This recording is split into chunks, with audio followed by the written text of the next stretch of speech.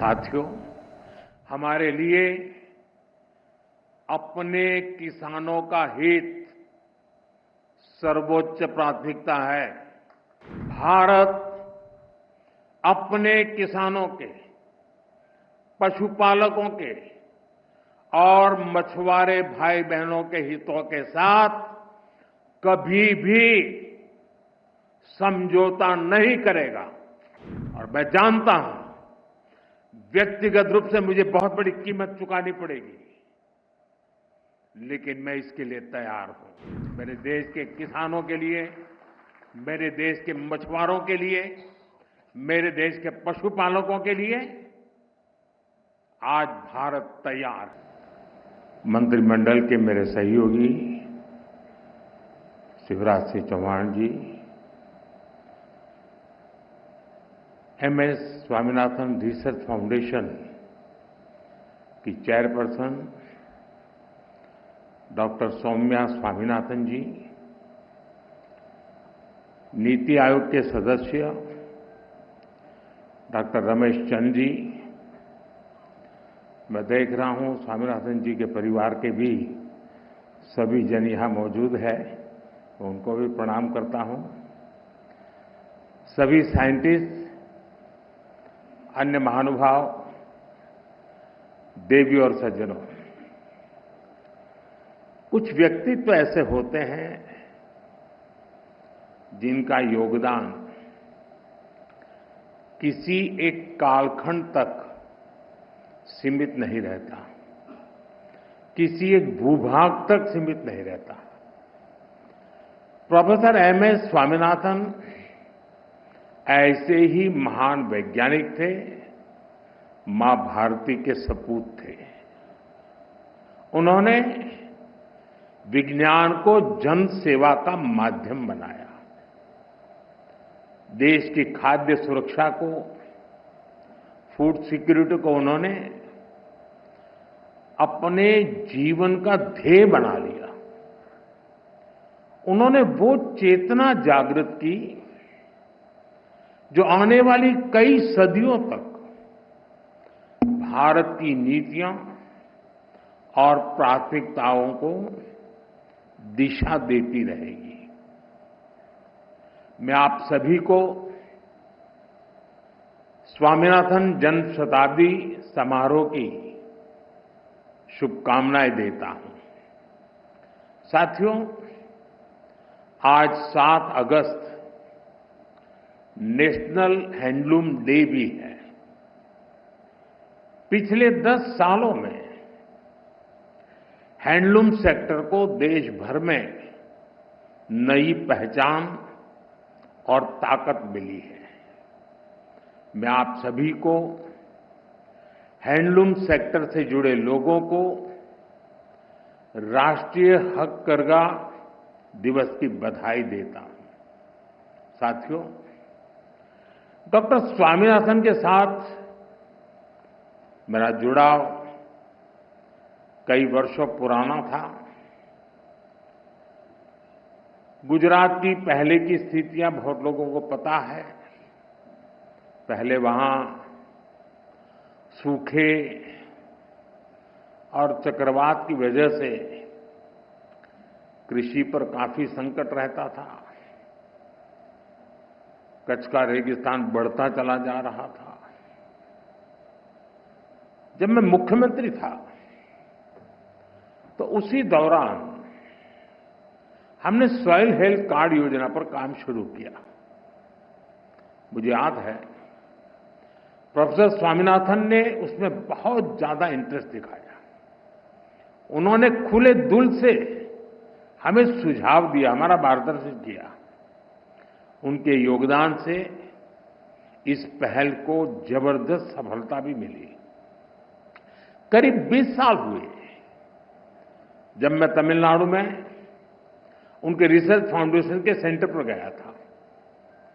साल 2017 में मुझे उनकी लिखी किताब the quest for a world without hunger, उसको रिलीज करने का मौका मिला था। साल 2018 में जब वाराणसी में इंटरनेशनल राइस रिसर्च इंस्टीट्यूट के रीजनल सेंटर का उद्घाटन हुआ तो भी उनका मार्गदर्शन हमें मिला। उनसे हुई हर मुलाकात मेरे लिए एक लर्निंग एक्सपीरियंस होती थी। उन्होंने एक बार कहा था, science is not just about discovery but delivery. और उन्होंने इसे अपने कार्यों से सिद्ध किया। वो केवल रिसर्च नहीं करते थे, बल्कि खेती के तौर तरीके बदलने के लिए किसानों को प्रेरित भी करते थे। आज भी भारत के एग्रीकल्चर सेक्टर में उनकी अप्रोच, उनके विचार हर तरफ नजर आते हैं। वो सही मायने में मां भारती के रत्न थे।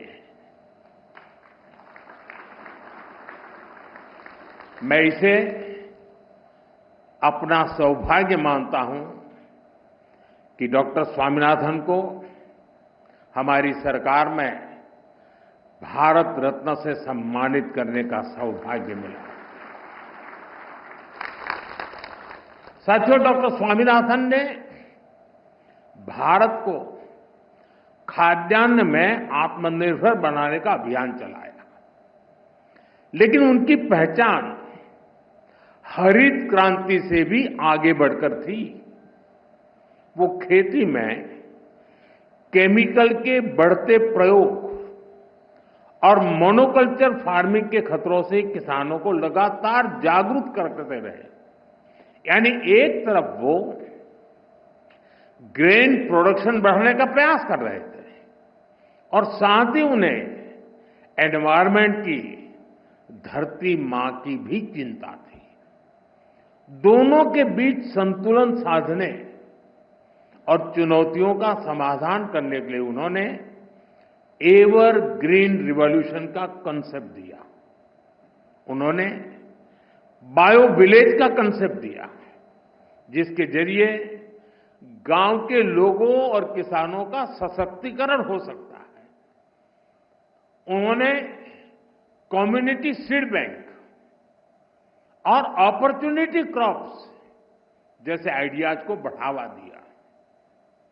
साथियों, डॉक्टर स्वामीनाथन मानते थे कि क्लाइमेट चेंज और न्यूट्रिशन की चुनौती का हल उन्हीं फसलों में छुपा है जिन्हें हमने भुला दिया है। ड्राउट टॉलरेंस और सॉल्ट टॉलरेंस पर उनका फोकस था। उन्होंने मिलेट्स, श्री अन्न पर उस समय काम किया जब मिलेट्स को कोई पूछता नहीं था। डॉक्टर स्वामीनाथन ने वर्षों पहले ये सुझाव दिया था कि मैंग्रोव की जेनेटिक क्वालिटी को धान में ट्रांसफर किया जाना चाहिए। इससे फसलें भी जलवायु के अनुकूल बनेगी। आज जब हम क्लाइमेट एडेप्शन की बात करते हैं तो महसूस होता है कि वो कितना आगे की सोचते थे। साथियों, आज दुनिया भर में बायोडायवर्सिटी को लेकर चर्चा होती है। इसे सुरक्षित रखने के लिए सरकारें अनेक कदम उठा रही हैं, लेकिन डॉक्टर स्वामीनाथन ने एक कदम आगे बढ़ते हुए बायो हैप्पीनेस का आइडिया दिया। आज हम यहां इसी आइडिया को सेलिब्रेट कर रहे हैं। डॉक्टर स्वामीनाथन कहते थे कि बायोडायवर्सिटी की ताकत से हम स्थानीय लोगों के जीवन में बहुत बड़ा बदलाव ला सकते हैं। लोकल रिसोर्सेज के इस्तेमाल से लोगों के लिए आजीविका के नए साधन बना सकते हैं।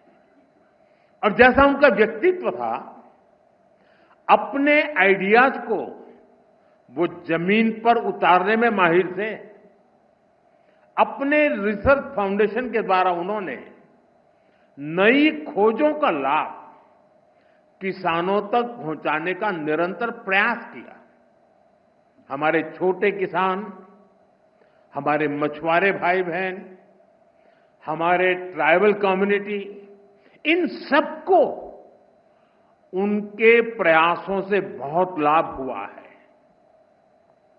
साथियों, आज मुझे इस बात की विशेष खुशी है कि प्रोफेसर स्वामीनाथन की विरासत को सम्मान देने के लिए MS Swaminathan award for food and peace शुरू हुआ है।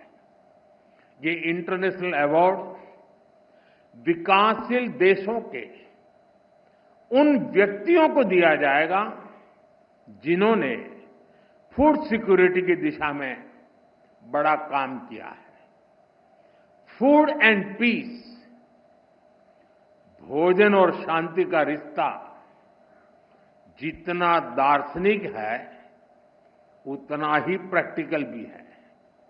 हमारे यहां उपनिषदों में कहा गया है, अन्नम न निंद्यात् तद व्रतम, प्राणो वा अन्नम शरीरम अन्नादम, प्राणे शरीरम प्रतिष्ठितम।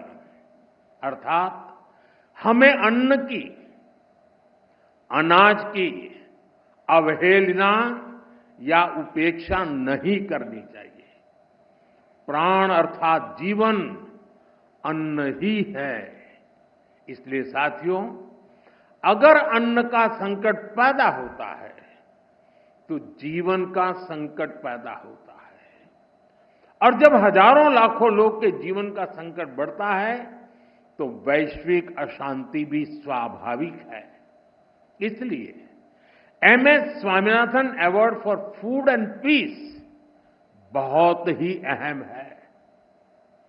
मैं यह पहला अवार्ड पाने वाले नाइजीरिया के टैलेंटेड साइंटिस्ट प्रोफेसर आडेनले, उनको बहुत बहुत बधाई देता हूं।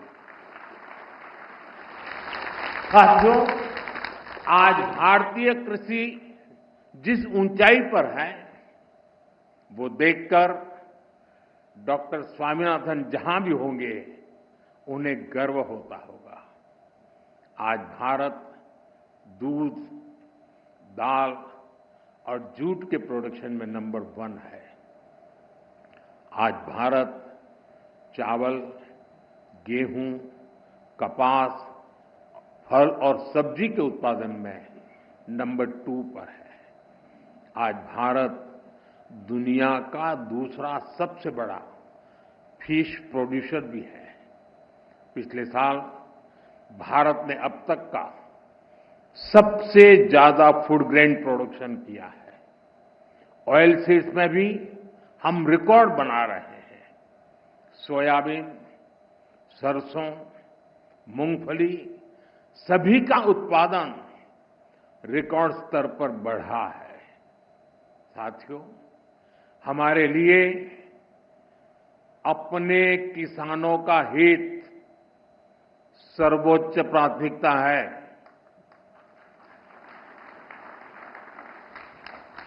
भारत अपने किसानों के, पशुपालकों के और मछुआरे भाई बहनों के हितों के साथ कभी भी समझौता नहीं करेगा।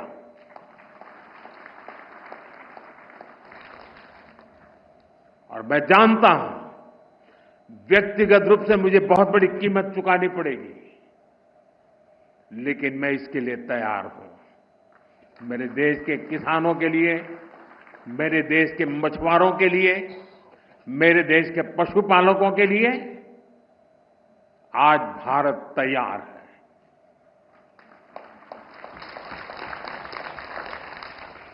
किसानों की आय बढ़ाना, खेती पर खर्च कम करना, आय के नए स्रोत बनाना, इन लक्ष्यों पर हम लगातार काम कर रहे हैं। साथियों, हमारी सरकार ने किसानों की ताकत को देश की प्रगति का आधार माना है। इसलिए बीते वर्षों में जो नीतियां बनी, उनमें सिर्फ मदद नहीं थी, किसानों में भरोसा बढ़ाने का प्रयास भी था। पीएम किसान सम्मान निधि से मिलने वाली सीधी सहायता ने छोटे किसानों को आत्मबल दिया है। पीएम फसल बीमा योजना ने किसानों को जोखिम से सुरक्षा दी है। सिंचाई से जुड़ी समस्याओं को पीएम कृषि सिंचाई योजना के माध्यम से दूर किया गया है। 10,000 एफपीओ के निर्माण ने छोटे किसानों की संगठित शक्ति बढ़ाई है। कोऑपरेटिव्स और सेल्फ हेल्प ग्रुप्स को आर्थिक मदद ने ग्रामीण अर्थव्यवस्था को नई गति दी है।